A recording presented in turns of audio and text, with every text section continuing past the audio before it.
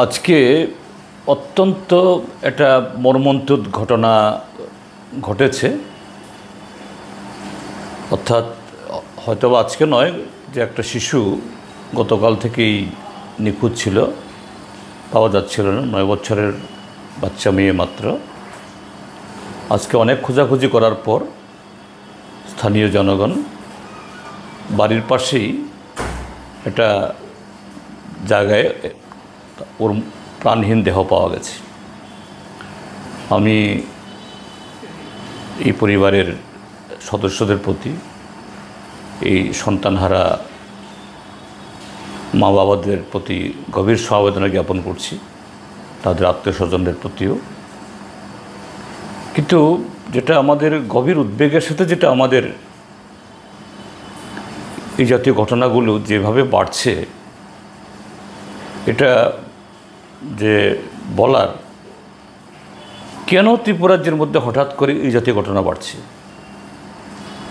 অস্বাভাবিক মৃত্যু, শিশু অপহরণ, শিশুকে এইভাবে ফুসলিয়ে নিয়ে গিয়ে মেরে ফেলা। শুধু শিশু কেন, কিশোর কিশোরী প্রাপ্তবয়স্কদের ক্ষেত্রে হচ্ছে এবং সংখ্যা উত্তরোত্তরভাবে বাড়ছে। তার কারণ হলো সমাজের অস্থিরতা। গত 7.5 বছর ধরে রাজ্যে কর্মসংস্থানের কোনো দিশা নেই। হ্যাঁ, সরকার সমস্ত যুবক যুবতীদেরকে সরকারি কাজ দিতে পারবে না বা অন্যভাবে রোজগার দিতে পারবে না,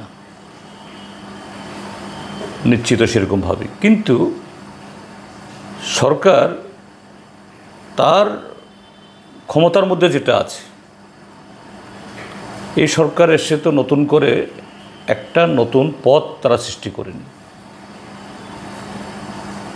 একটা নতুন ডিপার্টমেন্ট তারা খুলেনি। যে পোস্ট অতীতেরই ছিল বামফ্রন্ট সরকার সময়ের, এখন বয়স হয়ে গিয়ে রিটায়ারমেন্টে চলে গেছেন বিশাল সংখ্যক শিক্ষক কর্মচারী এবং বিভিন্ন শ্রেণীর এই বিভিন্ন দপ্তরের সরকারি কর্মচারী। 10,323 জন শিক্ষক দুর্ভাগ্যবশত এটা আদালতের রায়ে তাদের চাকরি গেছে। এবং সরকারের দেওয়া তথ্য অনুসারেই এখনও 23-24টি দপ্তরের কোনো তথ্য সরকার দেয়নি। এতেই প্রায় 52-53 হাজার শূন্যপদ। এবং প্রতি বছর এইভাবে 6-7 হাজার কর্মচারী রিটায়ারমেন্টে যাচ্ছেন। একটা দপ্তরের অর্ধেকের বেশি ক্রুশিয়াল ডিপার্টমেন্ট, এগ্রিকালচারের মতো, তারপর এডুকেশন, ইভেন মেডিকেল অর্থাৎ স্বাস্থ্য, যেগুলো জরুরি, ওই ক্যাটাগরির কর্মচারী ছাড়া দপ্তরটা চলতেই পারে না। এগুলো ফিল আপ করার সরকারের কোনো উদ্যোগ নেই। শুধু বাগাড়ম্বর এবং মরুভূমিতে 2-4 ফোঁটা জল ছিটিয়ে ওরা বলছে মেলা, রোজগার মেলা করছে, চাকরির মেলা করছে। তারপর নতুন কোনো বিনিয়োগ নেই, শুধু প্রোপাগান্ডা, ফ্ল্যাক্স, পোস্টার। তো এই ঘটনাগুলো যে দীর্ঘমেয়াদীভাবে আমাদের সমাজ জীবনে এবং বিশেষ করে এই শিক্ষিত অর্ধশিক্ষিত তরুণ তরুণীদের, তাদের জীবনে একটা অন্ধকার নেমে আসছে, একটা অনিশ্চয়তা। আর তা থেকেই নেশা, নেশা গ্রহণ করা এবং নেশার উপর ভিত্তি করে পাচার ইত্যাদি করার মধ্য দিয়ে রোজগার করার চেষ্টা। তার সাথে পাল্লা দিয়ে বাড়ছে সীমান্তে পাচার। ওপারে বাংলাদেশ, সেখানে তো প্রায় 20 কোটি জনসংখ্যা, সব কিছুতেই তাদের ঘাটতি।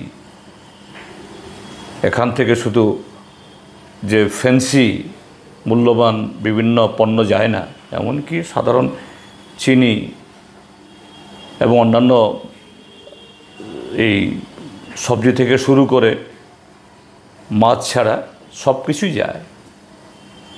বাধ্য হয়েই শিক্ষিত অর্ধশিক্ষিত যুবকরা এরকম একটা যে অন্যায় কাজে লিপ্ত হয়ে যাচ্ছে এবং এই যে জীবনের যে এই অনিশ্চয়তা তাদেরকে ঠেলে দিচ্ছে এই অস্থিরতা থেকে মদ, গাঁজা এগুলো পাচার এবং এগুলোর ব্যবহারেও। সেদিন সোশ্যাল মিডিয়াতে দেখছি একটা যুবতী মেয়ে, ওই যে জান্নামুন্ডা নাকি জানি বলে, একটা গুটি দিয়ে জুয়া খেলা, একটা মেয়ে এই জুয়া খেলার তিনি এই কোনো একটা জায়গাতে পাহাড়ি এলাকাতে সেখানে মেলা, এখানে গিয়ে জান্নামুন্ডা এই গুটি লাটছে। এটা কলঙ্ক, এই রাজ্যের জন্য গভীর উদ্বেগের একটা অমানিসা তেরে আসছে। তার উপরে এটা বলা যায় পরিকল্পিতভাবে শিক্ষার মেরুদণ্ড ভেঙে দেওয়া হচ্ছে। সরকারি বিশ্ববিদ্যালয়, কলেজ, স্কুল এগুলোর পরিকাঠামো এবং ফ্যাকাল্টি, শিক্ষক শিক্ষিকা দেওয়ার কোনো নাম নেই। শুধু প্রাইভেট ইউনিভার্সিটি খোলো, প্রাইভেট কলেজ খোলো। তো এরা তো ব্যবসা ছাড়া কিছু করবে না।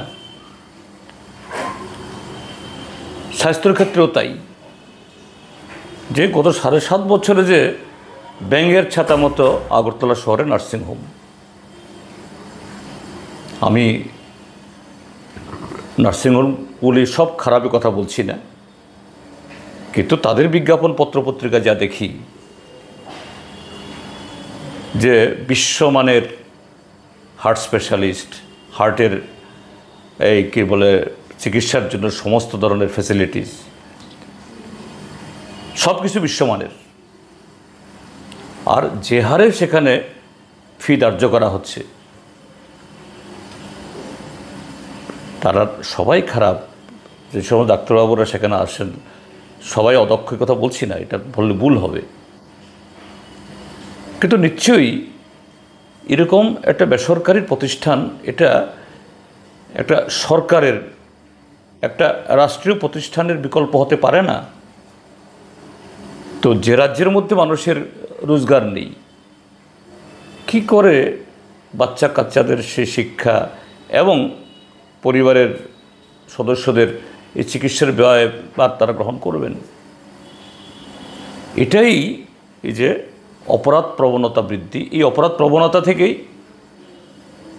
যে খুন, ধর্ষণ, অপহরণ এবং এই জাতীয় একটা মর্মান্তিক ঘটনা ঘটল। মাত্র 9 বছরের বাচ্চা শিশু। একটা সময়েতে আমাদের ট্রাইবেলদের মধ্যে গরিব হলেও এই জাতীয় অপরাধ, ধর্ষণ, অপহরণ এগুলো ছিল না, ট্রাইবেলদের মধ্যে এগুলো শোনা যেত না। এখন আর কোনো বাছ বিচার নেই। এটাই তো সভ্যতার নিয়ম। যদি শৃঙ্খলা না থাকে, এটা কোনো অংশের লোক তার গ্রাস থেকে যে নিজেদেরকে বাঁচাতে পারে না, তাই হচ্ছে। কাজেই আমি সরকারকে বলবো, ঘুম থেকে জাগুন, আপনাদের সম্বিত ফেরান।